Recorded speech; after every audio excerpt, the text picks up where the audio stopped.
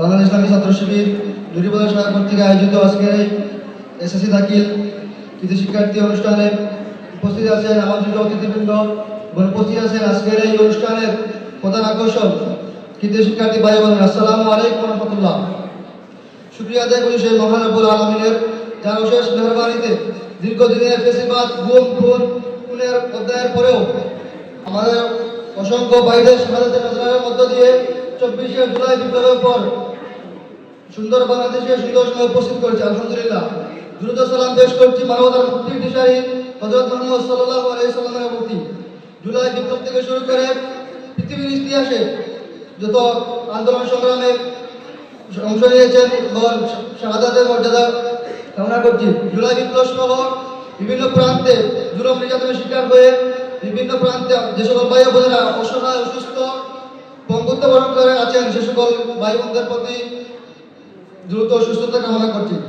প্রিয় বিদেশি শিক্ষার্থী ভাই বোনেরা, আমাদের বিশ্বাস আপনারা রেজাল্ট করেছেন, এটি আপনাদের পরিশ্রমের ফসল, এটি আপনাদের শিক্ষকদের যত্ন নেওয়ার ফসল, এটি আপনাদের পিতামাতার লালিত স্বপ্ন পূরণ।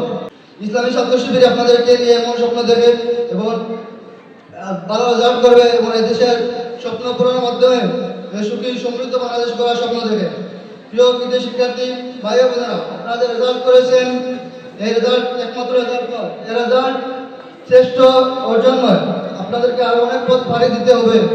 দুর্ভাগ্যজনক হলেও সত্য, এসএসসি দাখিল পরীক্ষা A+ পেয়েও এইচএসসি আলিমে গিয়ে অনেকে A+ দূরে A গ্রেড পর্যন্ত পায় না। এর মূল কারণ হচ্ছে ওনারা এসএসসি দাখিলকে রেজাল্টে মনে করেছেন এটি শ্রেষ্ঠ অর্জন, এটি শেষ অর্জন। তাই আমি আপনাদেরকে বলবো, আপনারা যে এসএসসি দাখিলে যে কৃতিত্বপূর্ণ রেজাল্ট করেছেন সেই রেজাল্ট আগামী দিনে এইচএসসি আলিমে যাতে আপনাদের অনুপ্রেরণা উৎসাহ জাগায়। প্রিয় বিদেশি শিক্ষার্থী ভাই বোনেরা, বাংলাদেশ ইসলামী ছাত্র শিবির কখনো কোনো ছাত্রকে বলে না অমুক ভাইয়ের জন্য চাঁদা নিয়ে আসো।